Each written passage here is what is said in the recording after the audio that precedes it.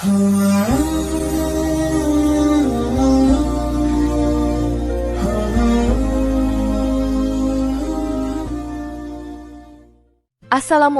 warahmatullahi wabarakatuh.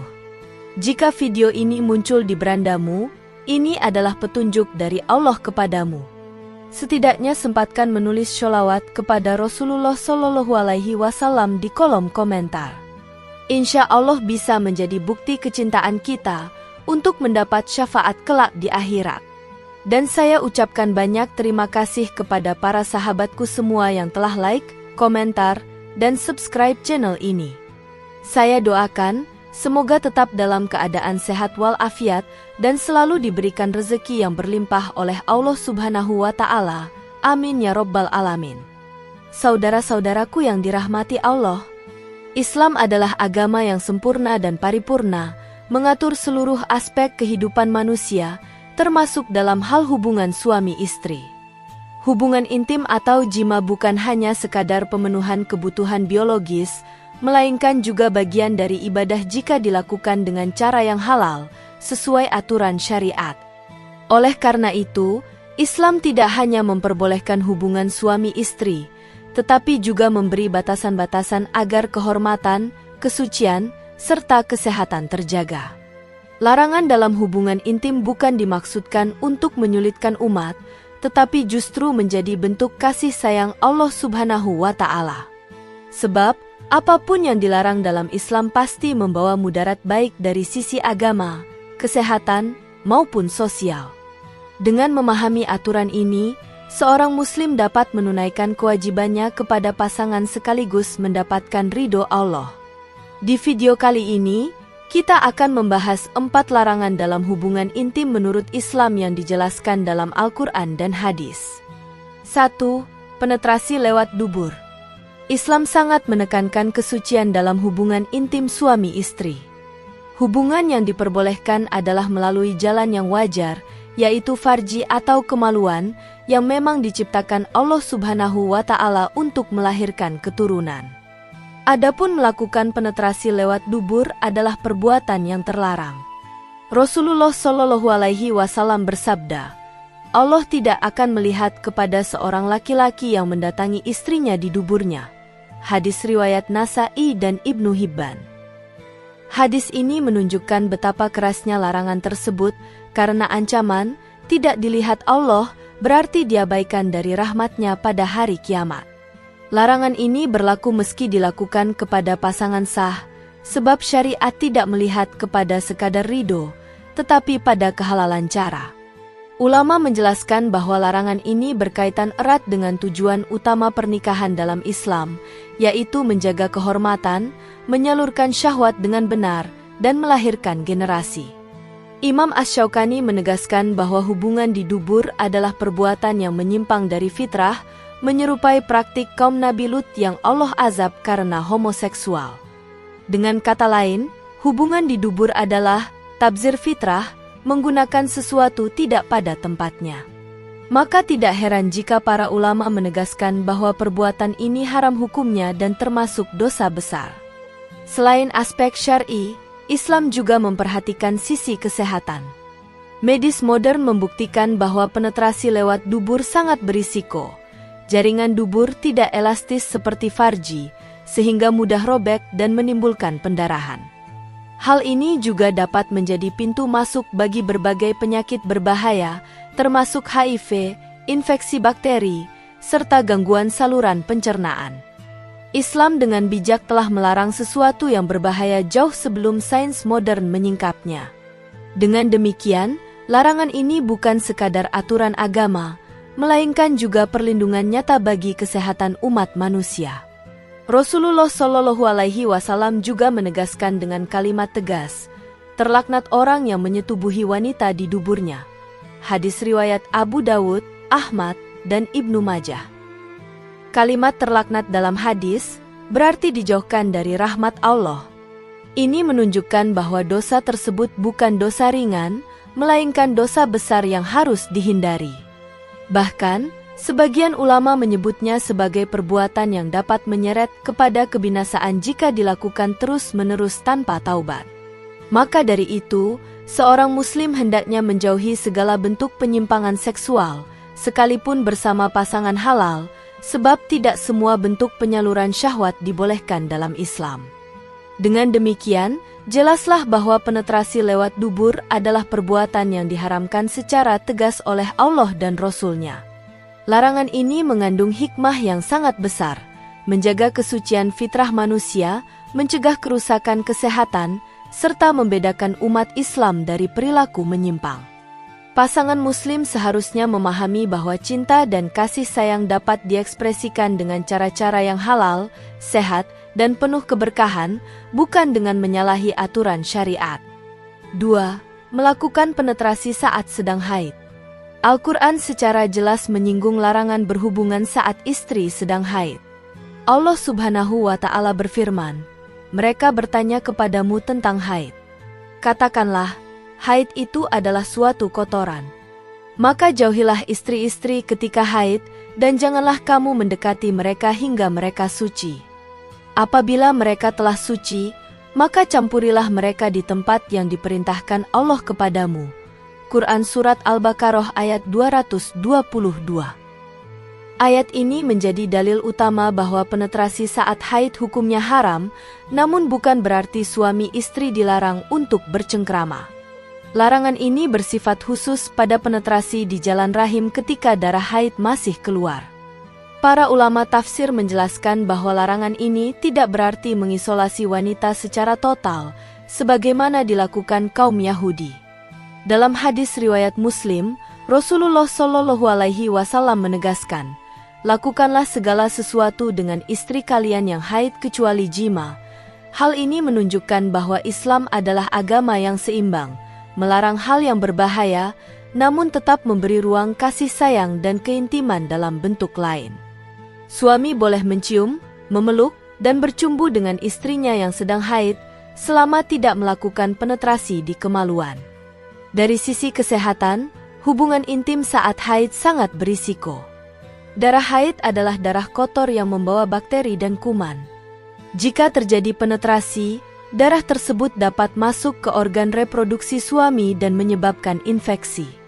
Wanita pun berisiko mengalami peradangan rahim, endometritis, atau infeksi saluran kencing. Dengan kata lain, larangan ini selaras dengan hikmah medis, melindungi kesehatan reproduksi suami maupun istri. Disinilah letak rahmat syariat yang mendahului penemuan sains modern. Larangan ini juga memiliki dimensi spiritual. Haid adalah masa di mana wanita sedang dalam kondisi najis besar, sehingga dilarang melaksanakan ibadah tertentu seperti sholat dan puasa. Jika syariat melarang seorang wanita beribadah dalam keadaan haid, maka larangan hubungan intim adalah bagian dari menjaga kesucian ibadah dan rumah tangga. Selain itu, hubungan saat haid menyalahi fitrah tujuan pernikahan, yakni untuk melahirkan keturunan, karena masa haid adalah masa di mana sel telur tidak bisa dibuahi. Maka, perbuatan ini dianggap melawan hikmah penciptaan. Dengan demikian, larangan berhubungan intim saat haid bukanlah bentuk pengekangan, tetapi perlindungan. Islam memberi solusi, menunggu hingga istri benar-benar suci, kemudian mandi janabah, barulah diperbolehkan berhubungan kembali. Dengan cara ini, rumah tangga muslim tetap dapat memelihara keharmonisan, kasih sayang, dan ketaatan kepada Allah tanpa harus menjerumuskan diri pada hal-hal yang diharamkan. 3. Berhubungan seks pada siang hari bulan Ramadan. Puasa Ramadan bukan hanya menahan lapar dan haus, tetapi juga menahan diri dari syahwat. Allah Subhanahu wa Ta'ala berfirman, "Dihalalkan bagi kalian pada malam hari puasa untuk bercampur dengan istri-istri kalian. Kemudian sempurnakanlah puasa itu sampai malam." Quran Surat Al-Baqarah ayat 187. Dari ayat ini, jelas bahwa hubungan intim adalah halal di malam hari Ramadan, namun haram di siang harinya. Larangan ini mengajarkan bahwa puasa adalah ibadah yang melatih pengendalian diri dari kebutuhan biologis yang pada dasarnya halal, demi meraih ketakwaan. Jika seseorang dengan sengaja berhubungan intim di siang hari Ramadan, maka puasanya batal dan ia dikenai kewajiban kafarat. Dalam hadis Sahih riwayat Bukhari dan Muslim, disebutkan seorang laki-laki yang mengaku kepada Rasulullah Shallallahu Alaihi Wasallam bahwa ia telah berhubungan dengan istrinya di siang hari Ramadan. Rasulullah Shallallahu Alaihi Wasallam lalu memerintahkan kafarat, memerdekakan budak, jika tidak mampu maka puasa 2 bulan berturut-turut, jika tidak mampu maka memberi makan 60 orang miskin. Ini menunjukkan betapa berat konsekuensi dari pelanggaran ini karena merusak kesucian ibadah yang wajib. Ulama menjelaskan bahwa hubungan di siang Ramadan adalah bentuk pelanggaran yang lebih besar dibandingkan makan atau minum, sebab selain membatalkan puasa, ia juga melibatkan syahwat yang seharusnya dikendalikan. Imam Nawawi menegaskan bahwa kafarat ini menunjukkan kedudukan dosa tersebut yang berat, meskipun ia dilakukan bersama pasangan halal. Maka, seorang muslim harus menjaga dirinya dengan sebaik mungkin agar tidak terjerumus dalam godaan syahwat pada siang Ramadan. Dari sisi hikmah, larangan ini bukan berarti menolak kebutuhan biologis sama sekali, karena Allah memberikan kelonggaran pada malam hari. Justru dengan menahan diri di siang hari, suami istri dilatih untuk bersabar, mengendalikan hawa nafsu, dan lebih fokus kepada ibadah.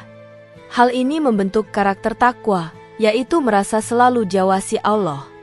Maka, Ramadan menjadi momentum bukan hanya membersihkan perut dari makanan, tetapi juga menyucikan jiwa dari kendali syahwat. Larangan berhubungan intim pada siang Ramadan mengajarkan nilai disiplin dan ketaatan. Syahwat yang halal sekalipun bisa menjadi haram jika waktunya tidak tepat. Maka, seorang muslim yang taat akan menjaga dirinya, menahan hasrat di siang hari, dan menyalurkannya secara halal di malam Ramadan. Dengan demikian, puasa menjadi ibadah yang benar-benar melatih ketakwaan, sebagaimana tujuan yang Allah sebutkan, agar kamu bertakwa. 4. Berhubungan intim saat itikaf di masjid. Itikaf adalah ibadah sunnah yang memiliki kedudukan mulia. Ia dilakukan dengan berdiam di masjid, memutus diri dari urusan dunia, dan fokus mendekatkan diri kepada Allah melalui zikir, doa, tilawah, serta ibadah lainnya. Dalam Al-Quran, Allah Subhanahu wa Ta'ala berfirman, "Dan janganlah kamu campuri mereka, sedangkan kamu beriktikaf di masjid." Quran Surat Al-Baqarah ayat 187. Ayat ini dengan jelas melarang hubungan intim selama itikaf, karena hal tersebut bertentangan dengan tujuan utama itikaf, yaitu menahan diri dari kesenangan duniawi. Para ulama sepakat bahwa hubungan intim secara langsung membatalkan itikaf. Bahkan, sebagian ulama berpendapat bahwa segala bentuk aktivitas yang mengarah pada syahwat, seperti bercumbu dengan syahwat yang kuat, dapat merusak kesempurnaan itikaf. Sebab, itikaf sejatinya adalah pengasingan diri dari hal-hal duniawi yang melenakan, sementara hubungan intim adalah bentuk pemenuhan syahwat yang jelas bertentangan dengan ruh ibadah itikaf. Dengan demikian, larangan ini menjaga kehusyukan ibadah dan memelihara kesucian tempat, yaitu masjid. Hikmah larangan ini sangat mendalam. Itikaf adalah momen penyucian hati, introspeksi diri, dan mendekatkan diri kepada Allah. Jika seseorang justru melakukan hubungan intim, maka itikaf kehilangan makna ruhiyahnya karena hati sibuk dengan hawa nafsu.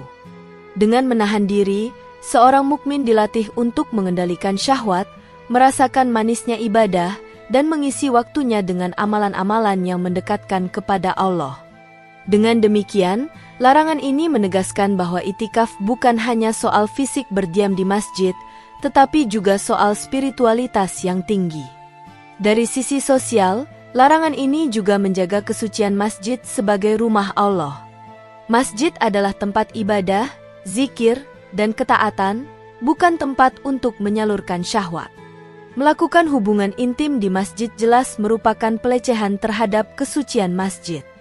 Oleh karena itu, Allah menegaskan larangan tersebut dalam Al-Baqarah ayat 187, agar umat Islam menjaga kehormatan rumah Allah dari hal-hal yang tidak pantas. Dengan demikian, hubungan intim saat itikaf adalah larangan yang tegas, baik dari sisi nas Al-Quran, hadis, maupun hikmah syariat. Seorang muslim yang beriktikaf hendaknya memurnikan niatnya, menjauhi hal-hal yang membatalkan itikaf, dan mengisi waktunya dengan amal saleh. Dengan begitu, ia benar-benar mendapatkan manfaat spiritual itikaf, yaitu ketenangan hati, kehusyukan ibadah, dan kedekatan dengan Allah Subhanahu wa Ta'ala. Saudara-saudaraku yang dirahmati Allah, dari penjelasan di atas, dapat kita pahami bahwa Islam sangat menjaga fitrah manusia dalam berhubungan intim. Bukan sekadar soal halal dan haram, tetapi juga menyangkut kesehatan, kehormatan, serta keberkahan dalam rumah tangga. 4 larangan utama dalam hubungan intim, yakni penetrasi lewat dubur, hubungan saat haid, hubungan di siang hari Ramadan, serta hubungan saat itikaf, merupakan ketentuan yang tidak boleh disepelekan. Bagi seorang muslim, menaati larangan ini adalah bentuk ketaatan kepada Allah dan Rasul-Nya. Di sisi lain, ketika seorang suami istri menjaga aturan-aturan ini, mereka tidak hanya mendapatkan kenikmatan yang halal, tetapi juga pahala dari Allah. Hal ini menunjukkan bahwa Islam tidak memandang hubungan intim sebagai sesuatu yang kotor, tetapi sebagai ibadah yang bernilai mulia bila dilakukan sesuai syariat. Semoga dengan memahami batasan-batasan ini, setiap pasangan muslim dapat menjalani kehidupan rumah tangga yang sakinah, mawaddah, dan penuh rahmah. Dengan demikian, hubungan suami istri tidak hanya menjadi sumber kebahagiaan dunia, tetapi juga ladang pahala untuk bekal akhirat. Demikian yang dapat saya sampaikan. Semoga yang menyimak video ini sampai akhir terhindar dari neraka dan dimasukkan ke dalam surganya.